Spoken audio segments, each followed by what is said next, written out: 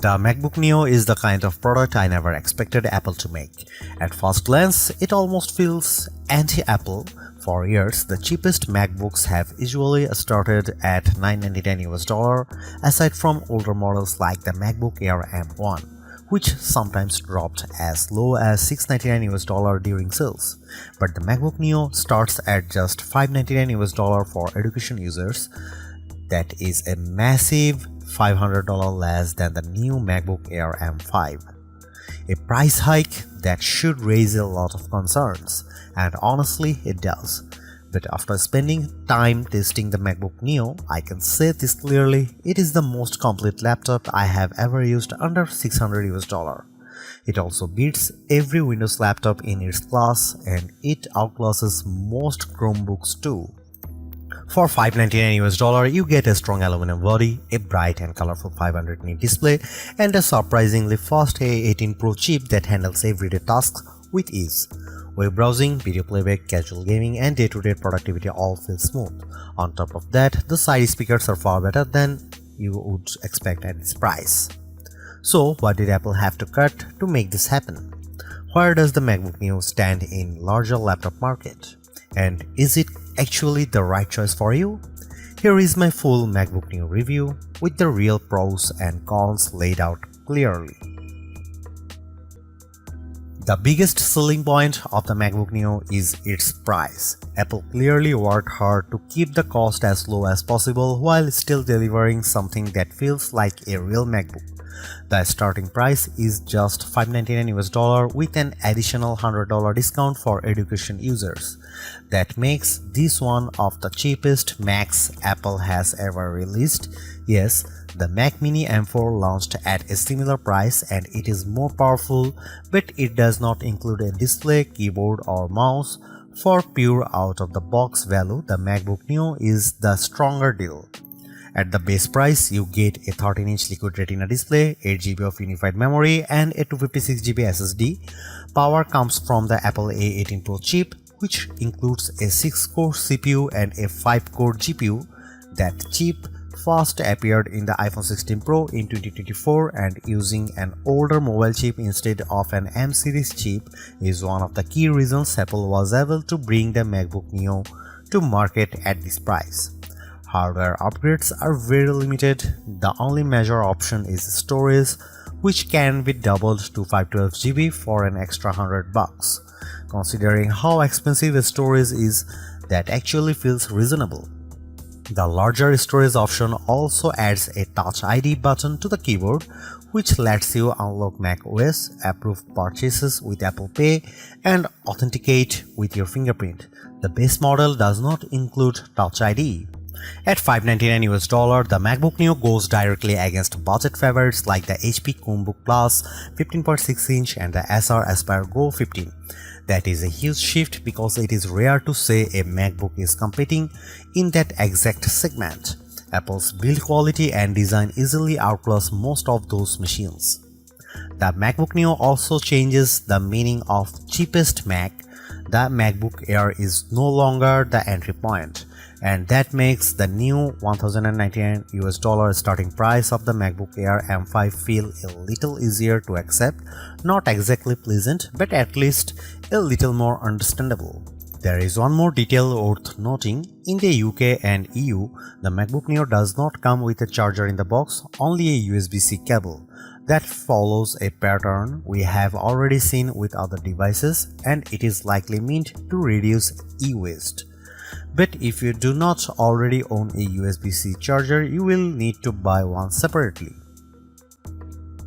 The MacBook Neo proves that Apple still knows how to make a budget product feel premium.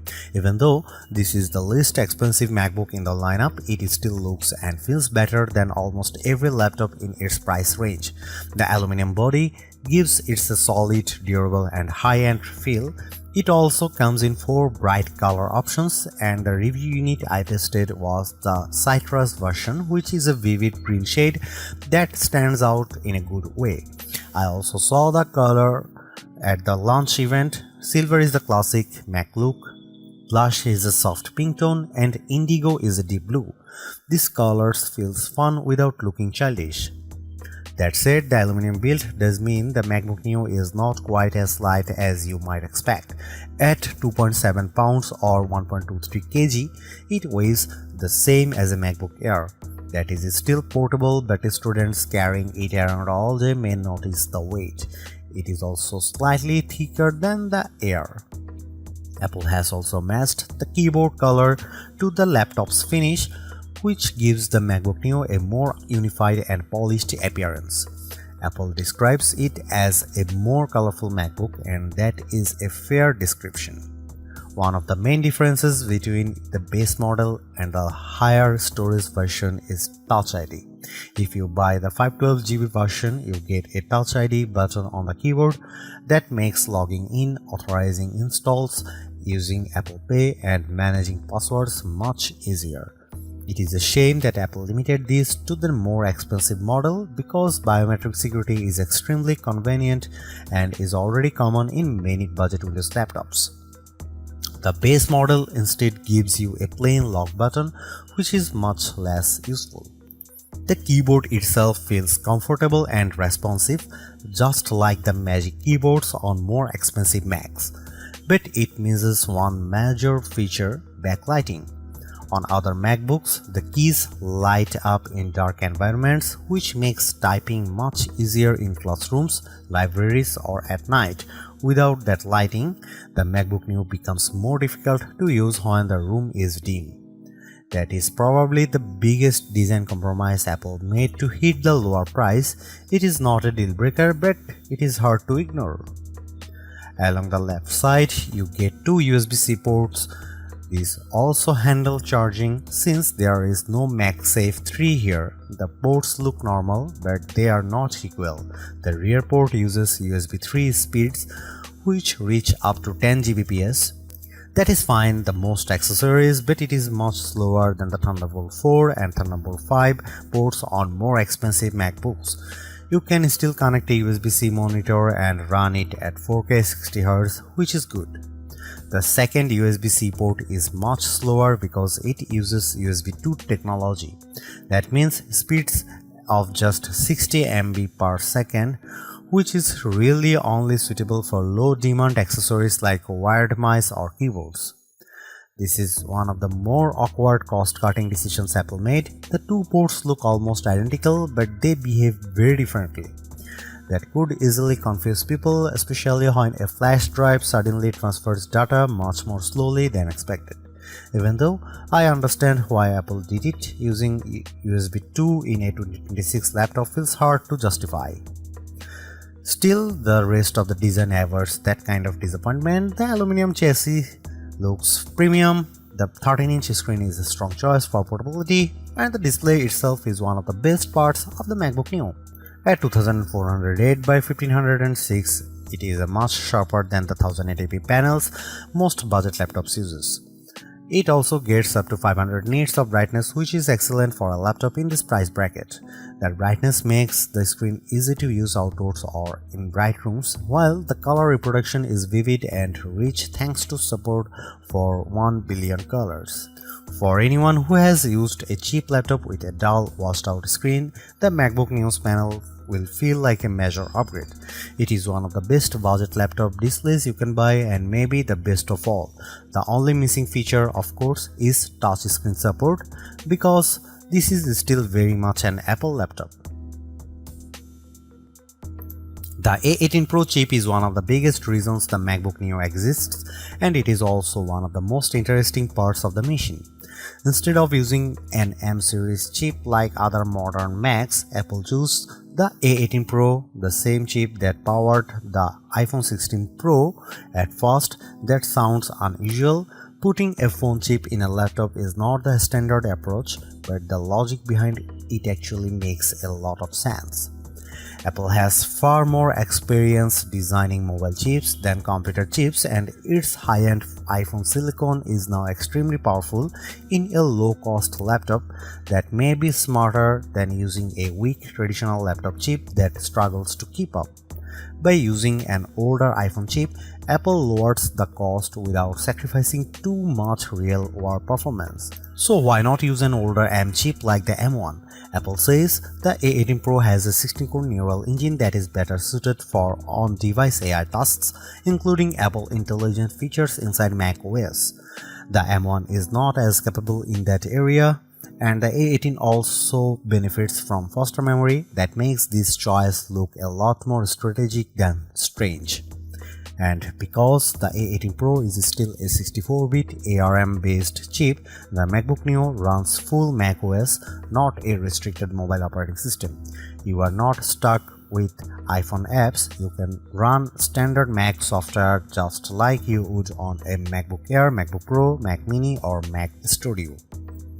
macOS runs well on the Neo, and although it is not as snappy as my MacBook Pro, it still feels impressive for the price. For the best experience though, you should keep expectations realistic and stick mainly to lighter apps. I used built-in tools like GarageBand and Keynote, and both run smoothly. That is the kind of workload this laptop handles best. You can still go beyond that. I installed Steam, which requires Rosetta on non-Intel hardware, and it worked. That shows how open the MacBook Neo is compared with Chromebooks, which are still far more limited in the apps they can run. Some budget Windows laptops also ship with Windows 11 in S mode, which is basically a locked down version of Windows that awkward app restrictions. The MacBook Neo avoids all of that. In practical terms, this makes the Neo much more flexible than a Chromebook or a Windows S mode laptop. It is also more useful than an iPad Pro in some ways, even though the iPad Pro may be more powerful on paper. The reason is simple: the Neo runs full Mac software, not iPad OS apps.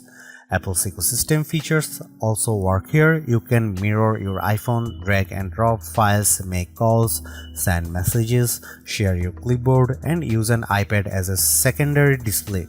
I tested it with the latest M5 iPad Pro, and the setup worked extremely well. That is important because it means the MacBook Neo does not feel like a second-class Mac. You still get the same broad Apple experience as you do on more expensive models, and that is a huge win for a lower cost device.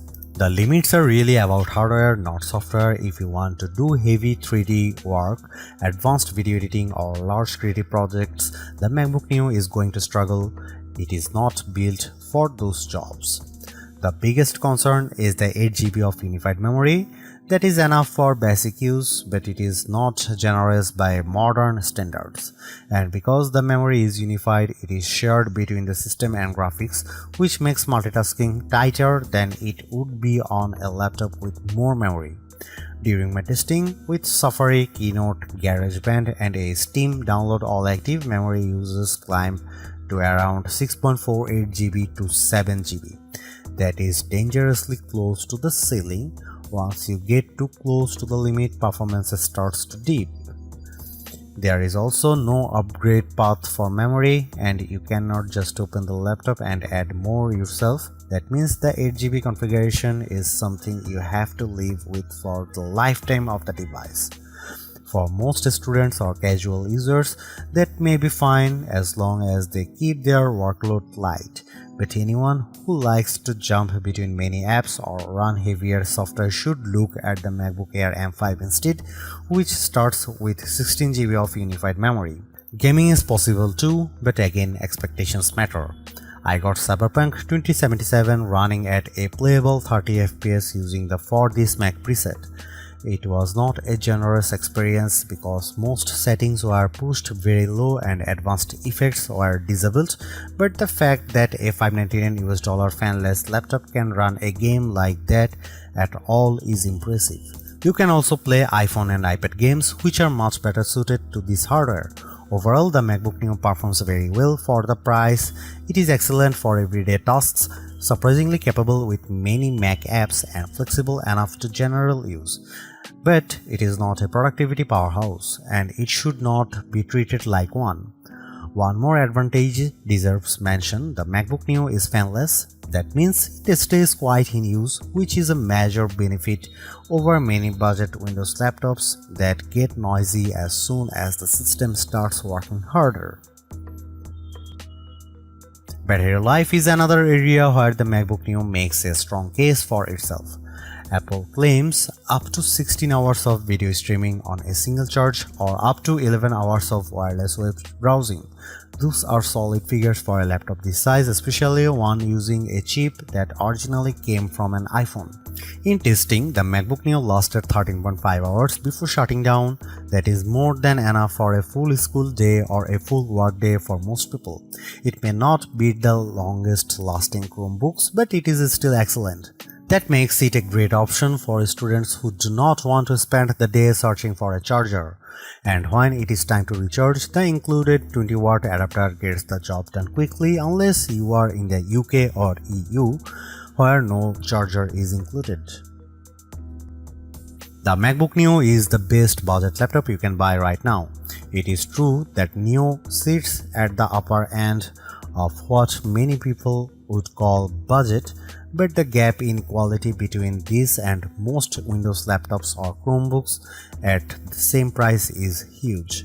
The design is premium, the display is excellent, the speakers are surprisingly strong, and the performance is more than good enough for day-to-day work. What impresses me most is that Apple did not cripple macOS just to hit a lower price. You still get the full Mac experience along with support for the broader Apple ecosystem. That makes the Neo feel like a real MacBook, not a watered-down version. Yes, there are compromises. The USB-C setup is awkward, the keyboard has no backlight, and the 8GB memory limit is restrictive, but those issues are understandable in a laptop this affordable, even if they are still disappointing. At the end of the day, Apple has made a budget MacBook that actually feels worth buying. It is not the cheapest option on the market, but it is one of the smartest.